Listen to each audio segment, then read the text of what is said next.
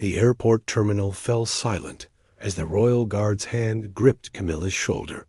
Her heart pounded against her ribs. After 20 years of service to the crown, she thought she could slip away unnoticed, carrying secrets that could destroy the monarchy. But they knew. They had always known. As guards surrounded her designer luggage, Camilla's hands trembled. Inside those bags weren't just clothes and jewels. They were evidence of a betrayal so deep it would shake the kingdom to its core. If you love emotional, real-life stories that keep you on the edge of your seat, hit that like button right now. Subscribe and turn on notifications so you never miss our next incredible story. Share this with someone who loves dramatic, true tales. Now, let's dive into Camilla's shocking story. Camilla Richardson walked through the palace halls every morning at exactly 7 o'clock. She carried the Queen's schedule, organized her meetings, and answered her phone calls. For 20 years, she did this job perfectly.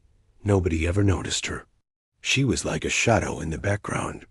Camilla was 43 years old. She wore simple gray suits and flat shoes. Her brown hair was always tied back in a neat bun. She never wore bright colors or expensive jewelry. A royal family barely looked at her when they spoke. To them, she was just the assistant, nothing more, but Camilla saw everything. She heard private conversations that would shock the nation. She read letters that revealed terrible secrets.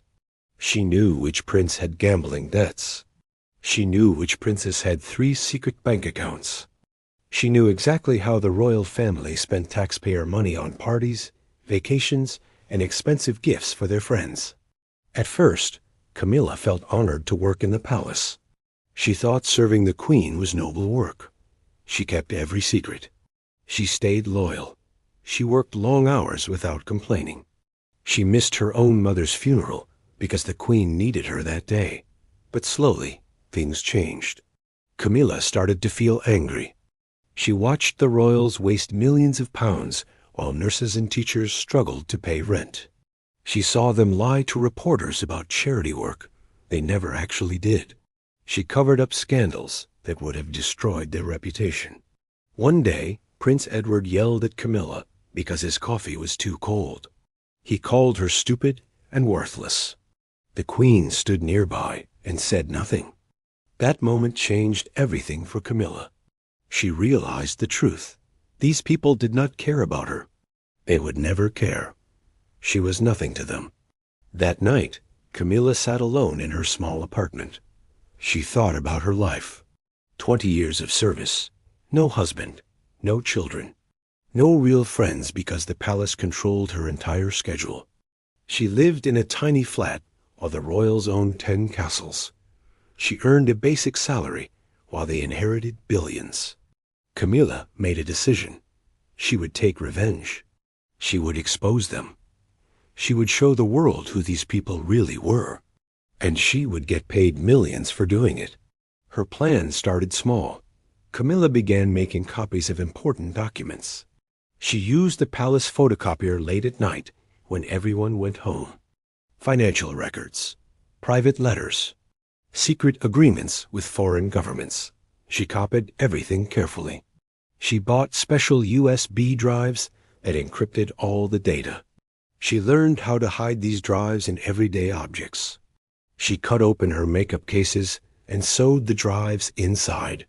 She hollowed out the heels of her shoes and placed tiny drives there too. She became an expert at hiding secrets. For 6 months, Camilla collected evidence. She photographed documents with her phone. She recorded conversations when the royals thought nobody was listening. She gathered proof of tax evasion, affairs, bribes, and lies. Everything that would destroy the monarchy. Then Camilla contacted publishers in Switzerland, France, and America. She wrote emails from internet cafes, never from her home or office. She promised them the biggest royal scandal in history. She said she had proof of everything. She asked for bids. The offers came quickly. 5 million pounds, 7 million, 10 million. Publishers competed for the exclusive rights to her story. Camilla could barely believe it. She would be rich. She would be famous.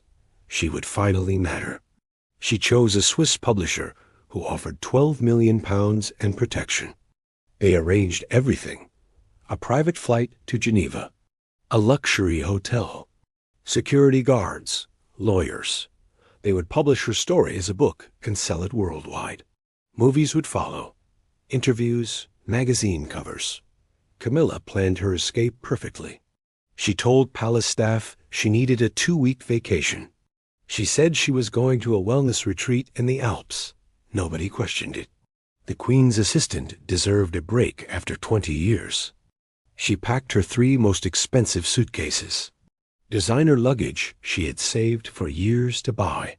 She filled them with her nicest clothes to look natural. But hidden inside were the USB drives containing all the secrets.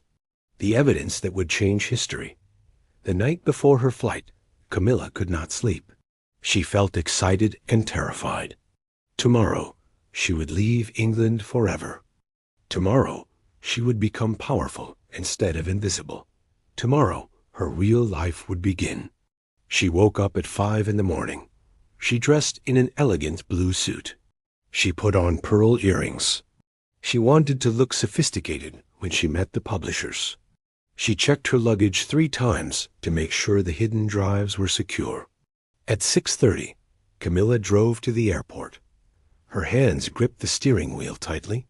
Her heart beat fast. She kept checking her mirror to see if anyone followed her. The roads were empty. Everything seemed normal. She arrived at the airport at 7:15. Her flight left at 9. She parked her car and pulled out her heavy suitcases. 3 large designer bags, 1 leather carry-on, her handbag, everything she needed for her new life. Camilla walked into the terminal. The morning sun shone through the tall windows. Travelers rushed past her with coffee cups and boarding passes. Everything felt surreal. She was really doing this. She was really leaving. At the check-in counter, Camilla placed her luggage on the scale.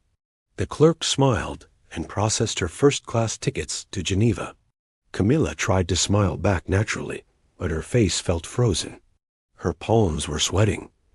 "Have a wonderful flight, Miss Richardson," the clerk said cheerfully.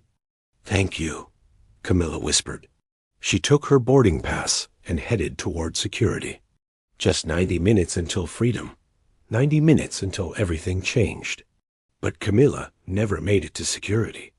Camilla walked across the airport terminal with her boarding pass in hand. Her designer heels clicked on the shiny floor. She could see the security checkpoint ahead, just 50 meters away. Freedom was so close. Camilla Richardson. The voice came from behind her. Deep, official, cold. Camilla froze. Her whole body went stiff. That voice did not belong to an ordinary airport worker. She knew that tone. It was the voice of authority, the voice of the palace. Slowly, she turned around. 3 men stood behind her. They wore dark suits and earpieces, royal guards in civilian clothes. The lead man was tall with gray hair and hard eyes. His name badge read Captain Morrison. 2 younger guards flanked him on either side. Behind them, 6 more security personnel formed a circle. Airport police, palace security. They had planned this carefully. There was no escape. "Ms. Richardson, please come with us," Captain Morrison said. His voice was calm but firm. Camilla's mind went blank. How did they know? How did they find out? She had been so careful. She used internet cafes. She encrypted everything. She told nobody about her plan. I have a flight," Camilla stammered. Her voice sounded small and weak. "Your flight has been canceled," Morrison replied. "By order of Her Majesty's government, you are being detained for questioning." Travelers around them stopped walking. People pulled out their phones. Camera flashes went off. A woman gasped. A child pointed. Everyone stared at Camilla like she was a criminal. Camilla felt her face burn red. Her hands started shaking. 20 years of invisible service. And now everyone was looking at her, but not the way she wanted. Not as someone important, as someone caught. "I don't understand," Camilla lied. "What is this about?" Morrison stepped closer. He held up an official document with a royal seal.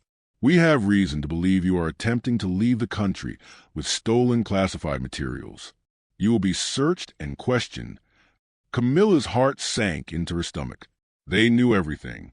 The documents, the USB drives, the publisher deal, everything. "My luggage," she whispered, thinking of the 3 designer suitcases at the check-in counter, "is being seized right now," Morrison said. He nodded to 2 guards who immediately walked toward the check-in area. "No!" Camilla shouted. She tried to run after them, but Morrison grabbed her arm. His grip was iron strong. "Do not make this worse," he warned quietly. Camilla watched helplessly as guards retrieved her 3 expensive suitcases from a conveyor belt. Her leather carry-on was pulled from her shoulder. Even her handbag was taken. Everything. They took everything. Tears filled Camilla's eyes. Inside those bags were 12 million pounds. Her new life, her revenge, her escape, all gone. "Please," she begged. "I have rights. I want a lawyer." "You will have one," Morrison assured her. "But first, you are coming to a secure location." 2 guards took Camilla's arms and led her through the terminal. Travelers parted like water. Everyone filmed and whispered. Camilla heard fragments of conversation. "Who is she?" "Royal guards at the airport." "She must have done something terrible." "Is she a terrorist?" Camilla wanted to scream. She wanted to disappear. Instead, she walked like a prisoner between the guards, her head down, tears streaming down her face. They took her to a private room deep inside the airport. No windows, no decorations, just a metal table and 3 chairs. The guard sat Camilla down and left. Captain Morrison remained, standing by the door. "Why?" Morrison asked simply. Camilla said nothing. She stared at the table. 20 years of loyal service," Morrison continued. "The Queen trusted you. The entire family trusted you. Why betray them?" Camilla laughed bitterly. "Trust? They never trusted me. I was furniture to them, a servant, nothing. So, you decided to sell their secrets?" "I decided to tell the truth," Camilla said angrily. "The public deserves to know how their tax money is wasted. They deserve to know who these people really are." Morrison shook his head. "You decided to become rich. 12 million pounds from a Swiss publisher. We know everything." Camilla. Her face went white. They had intercepted her communications. They had been watching her for weeks, maybe months. She was never going to escape. This was always going to happen. "How long have you known?" Camilla asked quietly. 6 weeks, Morrison answered. "We monitor all palace staff communications. When you started using internet cafes, that raised red flags. When you contacted publishers, we knew exactly what you planned." Camilla felt sick. 6 weeks. They let her continue. They let her pack. They let her drive to the airport. They wanted to catch her with all the evidence. They wanted her to incriminate herself completely. "Why didn't you stop me sooner?" she whispered. "Because we needed to find everything you stole," Morrison said. "Every document, every file, every USB drive. And we needed evidence of your intent to sell state secrets. Now we have both." The door opened. 2 investigators entered carrying Camilla's luggage. They placed the suitcases on the table and opened them one by one. Camilla watched in horror as they pulled out her clothes, her shoes, her makeup cases. They found the first USB drive hidden in a lipstick container, then another in a shoe heel, then more sewn into jacket linings. They laid 12 USB drives on the table, 12 small pieces of plastic that contained the end of the monarchy, or would have. "Impressive," Morrison said without emotion. "You were thorough." One investigator connected a drive to a laptop. Files appeared on the screen. Financial records, private letters, photographs, everything Camilla had collected. "This is enough evidence for multiple charges," the investigator said. "Theft of classified documents, conspiracy to commit espionage, breach of the Official Secrets Act. She is looking at 15 to 20 years in prison." Camilla started crying. Real, heavy sobs. Her body shook. Her perfect plan had failed completely. Instead of 12 million pounds and freedom, she would get a prison cell. I just wanted them to see me, she cried. I wanted to matter. Morrison looked at her with something almost like pity. You mattered, Camilla. The Queen trusted you with her life, but you threw it all away. Guards came to take Camilla to a holding cell. As they led her away, she looked back at her designer luggage spread across the table. Empty, useless, just like her dreams. Camilla sat in a cold holding cell. The walls were gray concrete. A single light bulb hung from the ceiling. There was only a metal bench and a toilet in the corner. No windows. No clock. She had no idea how much time passed. Her expensive blue suit was wrinkled. Her pearl earrings felt heavy on her ears. She looked down at her hands. They would not stop shaking. Outside the cell, the world was exploding with news about her arrest. Videos from the airport had gone viral. Royal Guard stops Queen's assistant at airport was the top headline everywhere. News channels showed footage of Camilla being escorted through the terminal. Her face was frozen in shock. Her tears were visible. Reporters gathered outside the palace. They shouted questions at anyone who walked by. What did she steal? How long was she planning this? Will she go to prison? Nobody from the palace answered. The official statement was brief. A former palace employee has been detained. The matter is under investigation. In her cell, Camilla heard footsteps approaching. The door opened. Captain Morrison entered with a woman in a dark suit. She carried a briefcase and wore glasses. This is Detective Sarah Chun, Morrison said. She will be asking you questions. Detective Chun sat down across from Camilla. She opened her briefcase and pulled out a recording device. This interview is being recorded, Chin said calmly. You have the right to remain silent. Anything you say can be used against you in court. Do you understand? Camilla nodded weakly. Do you want a lawyer present? Chin asked. Yes, Camilla whispered. But I do not have money for one. A public defender will be assigned to you, Chin replied. But I need to ask some basic questions now, just to establish facts. Camilla looked at the table. She felt exhausted, defeated. What did it matter anymore? How long did you plan this? Chin asked. 6 months, Camilla answered quietly. Did anyone help you? No, I worked alone. Why did you do it? Camilla looked up. Her eyes were red from crying. Because they treated me like nothing. For 20 years, I served them. I missed my mother's funeral. I had no life outside that palace. And they never even said thank you. Chin wrote notes in a folder. So this was revenge? It was justice, Camilla said bitterly. People should know the truth about the royal family. Or you wanted 12 million pounds, Chin said flatly. Camilla said nothing. Both things were true. We found 12 USB drives in your luggage, Chin continued. Thousands of classified documents, private correspondence, financial records, photographs. Do you deny taking these materials? No, Camilla admitted. I took them. From the palace? Yes. Without permission? Obviously. Chin leaned forward. Do you understand the seriousness of what you've done? These are not just palace secrets. These are state documents, government files.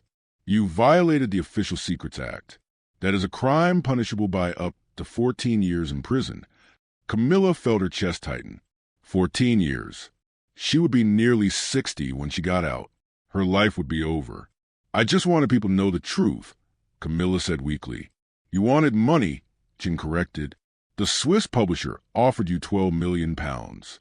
We have the email exchanges. We have the contract you signed. This was not about truth. This was about selling state secrets for profit. Tears rolled down Camilla's face again. Everything sounded so ugly when Chin said it, but it was true. She wanted revenge. Yes, but she also wanted to be rich. She wanted to matter. She wanted everyone to know her name.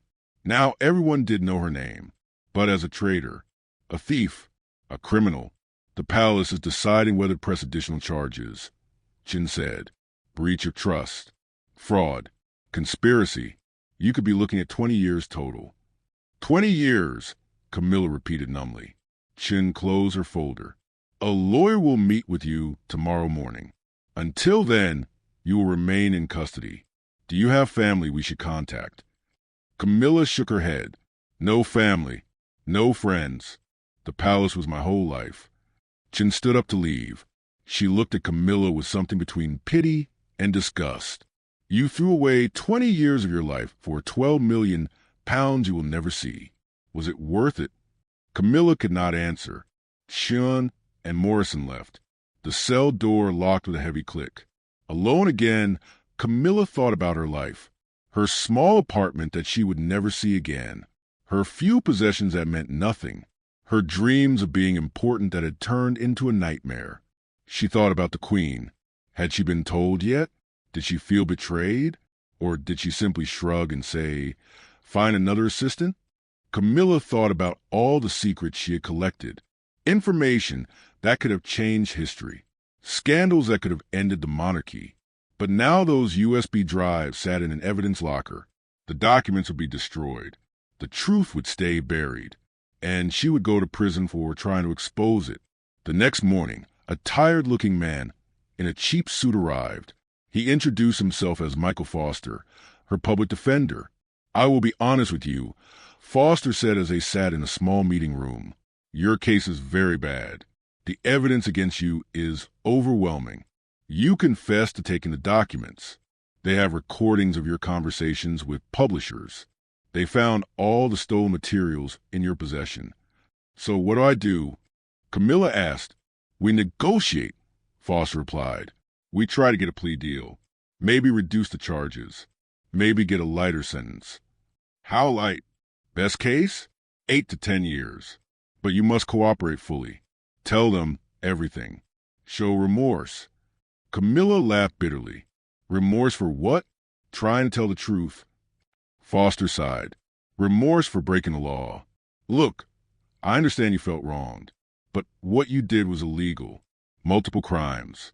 If you fight this in court, you will lose, and you will get the maximum sentence." Camilla put her head in her hands. 8 to 10 years minimum. For trying to matter. For trying to be seen.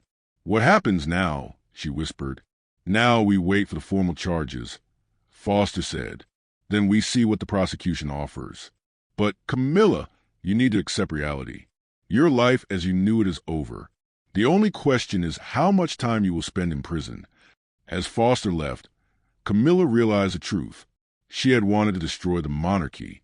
Instead, she destroyed herself. The royals would continue their lives unchanged. But Camilla Richardson would spend the next decade behind bars. Sometimes revenge costs everything. 3 months passed. Camilla sat in prison waiting for her trial. She wore an orange jumpsuit instead of her elegant suits. Her hair grew longer and messy. She lost weight from stress and bad prison food. Every day was the same. Wake up at 6. Eat breakfast in the cafeteria. Sit in her small cell. Read old magazines. Eat lunch. Walk in the yard for 1 hour. Eat dinner. Sleep. Repeat. Other prisoners asked what she did. When Camilla said she worked for Queen, they laughed. Some thought she was lying. Others called her a traitor. One woman spit at her in the cafeteria. Guards had to protect Camilla from angry inmates who hated anyone connected to the rich and powerful. Outside prison, the media never stopped talking about her case. Newspapers called her the palace traitor and the assistant who wanted millions. Television shows debated whether she was a hero or a villain. Some people said she was brave for trying to expose the truth. Most people said she was greedy and dishonest. The Queen never made a public statement about Camilla. The palace acted like she never existed. They hired a new assistant within 1 week. Life continued normally for the royal family. But Camilla's trial became the biggest news story in Britain. Everyone wanted to know what secrets she tried to steal. What scandals did the palace hide? What would happen to her? Finally, the trial date arrived. Camilla was transported to court in a police van. Photographers surrounded the vehicle. Reporters shouted questions through the windows. "How do you feel? Do you regret it? Will you plead guilty?" Camilla kept her head down. She wore the only decent clothes her lawyer brought her, a simple black dress. No jewelry, no makeup. She looked thin and tired and scared. The courtroom was packed with people. Journalists filled the back rows. Artists sketched pictures because cameras were not allowed inside. The judge entered, an older woman with white hair and a stern face. Judge Patricia Williams had a reputation for harsh sentences. "All rise," the bailiff announced. Camilla stood on shaking legs. This was it. Her fate will be decided today. The prosecutor was a sharp man named David Barrett. He presented the evidence against Camilla with cold precision. The defendant stole over 3,000 classified documents, Barrett stated. She copied financial records, private correspondence, and state secrets. She planned to sell this information to foreign publishers for £12 million. This was not activism. This was espionage for profit. He showed the court photographs of the 12 USB drives. He read emails between Camilla and the Swiss publisher. He played recordings of phone conversations where Camilla promised exclusive scandals. She betrayed the trust of her employers. Barrett continued. She violated the Official Secrets Act. She attempted to damage national security for personal gain. The prosecution recommends a maximum sentence of 20 years imprisonment. 20 years. Camilla felt dizzy. She gripped the table to stay upright. Her lawyer, Michael Foster, stood to present her defense. He looked nervous. His case was weak, and everyone knew it. "Your Honor, my client worked for the royal family for 20 years. Foster began. She gave her entire adult life to service. She attended the Queen daily. She sacrificed her personal life, her relationships, her freedom. And how was she rewarded? With low wages, no appreciation, and constant disrespect.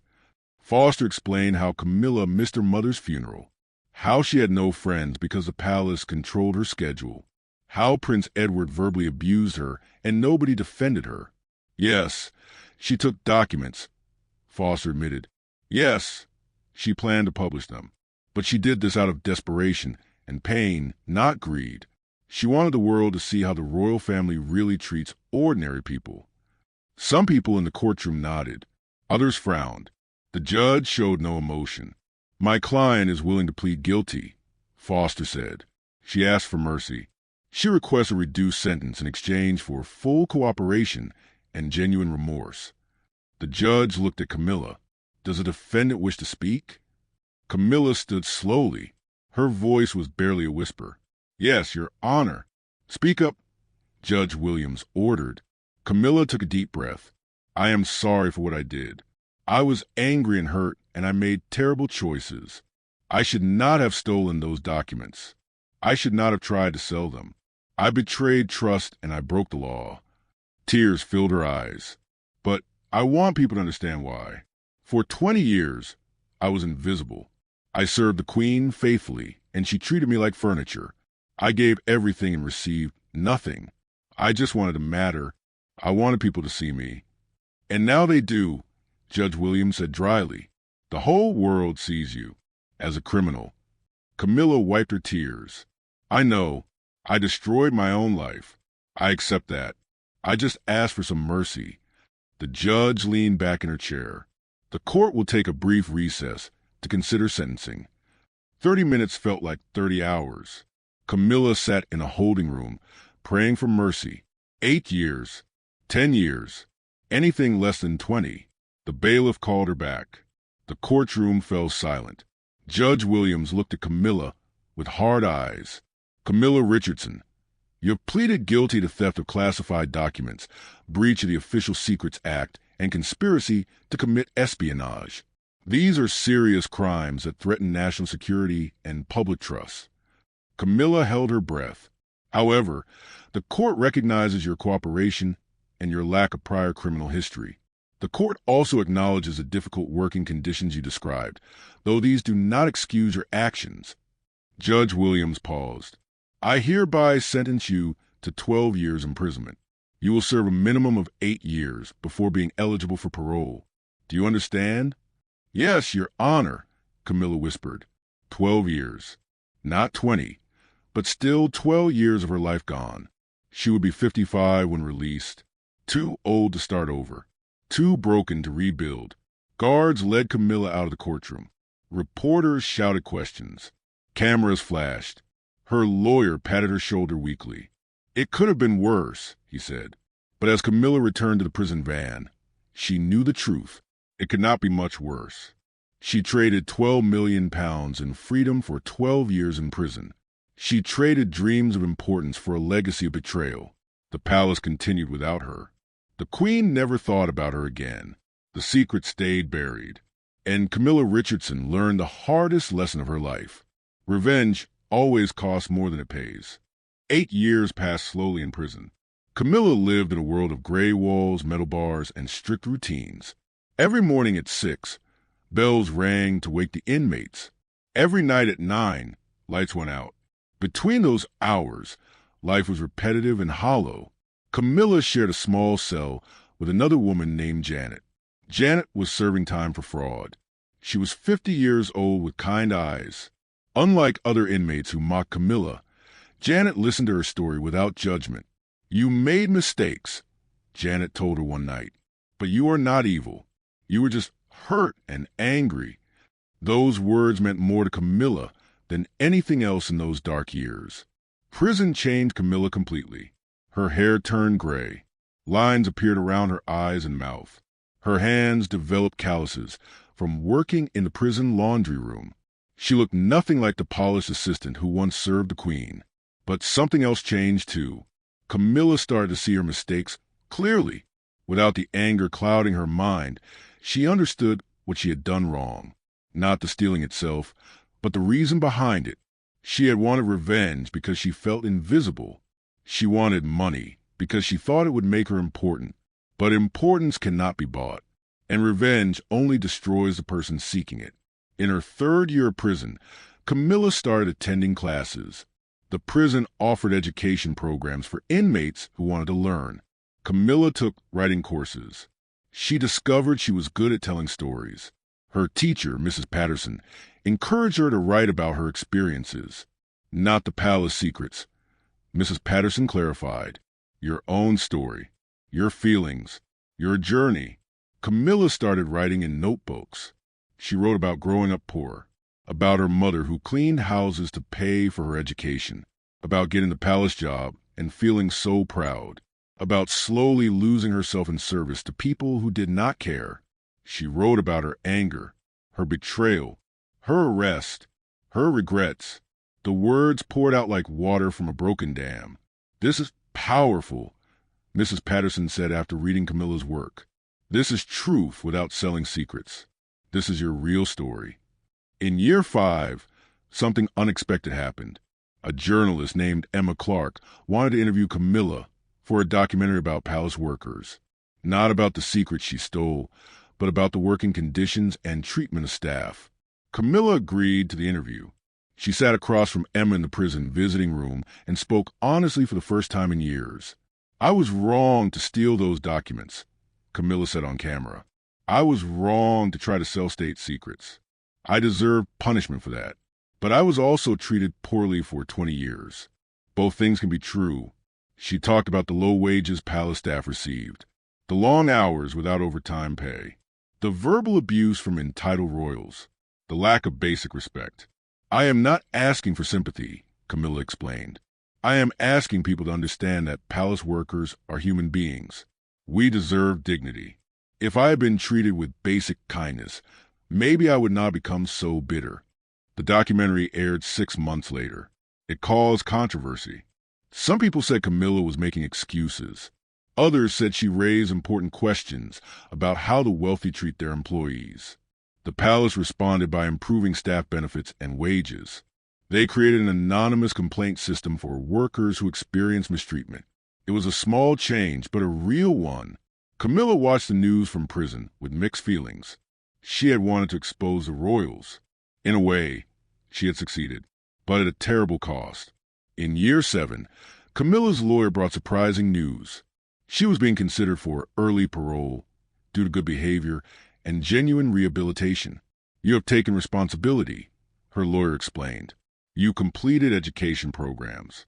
You contributed positively to prison life. The parole board is impressed." 3 months later, Camilla stood before the parole board. 5 serious people sat behind a long table, reviewing her file. "Why should we grant you parole?" the chairwoman asked. Camilla spoke from her heart. "Because I have learned my lesson. Not just that stealing is wrong, but that revenge solves nothing. I was hurt, so I hurt others. I felt invisible, so I tried to make noise. But real change comes from speaking truth with integrity, not selling secrets for money." She continued, "If you release me, I will not write books about palace scandals. I will not sell my story. I have written a memoir about my own journey from bitterness to understanding. It contains no classified information, just my personal experience. I want to help other people who feel invisible and angry. I want to show them there are better ways." The board deliberated for 2 weeks. Finally, the answer came. Parole granted. Camilla would be released after serving 8 years instead of 12. The day Camilla walked out of prison, she was 51 years old. She had no money, no home, and no job. But she had something more valuable: peace. Janet had been released 6 months earlier. She waited outside the prison gates with a small apartment ready for Camilla. "We help each other now," Janet said simply. Camilla found work at a small bookstore. The owner knew about her past, but hired her anyway. "Everyone deserves a second chance," he said. She published her memoir through a small independent press. It did not make millions. It sold modestly. But readers wrote letters saying her story helped them deal with their own anger and pain. Camilla never married, never had children, never became rich or famous. But she found something better. She found purpose in helping others avoid her mistakes. 10 years after her release, Camilla worked as a volunteer counselor for former inmates. She helped women transition back to normal life. She listened to their stories. She showed them that mistakes do not define a person forever. One day, a young woman asked Camilla if she regretted her 20 years serving the Queen. Camilla thought carefully before answering. "I regret how it ended, but those years taught me important lessons. I learned that seeking revenge only poisons yourself. I learned that real importance comes from helping others, not from money or fame. I learned that being invisible is not the worst thing. Being invisible to yourself is worse." Camilla Richardson died at 73, quietly in her sleep. Her funeral was small. No royals attended. No reporters covered it. But 30 former inmates came to say goodbye to the woman who helped them find hope. Her tombstone carried simple words. She made mistakes. She paid the price. She found redemption. Sometimes the greatest lessons come from our biggest failures.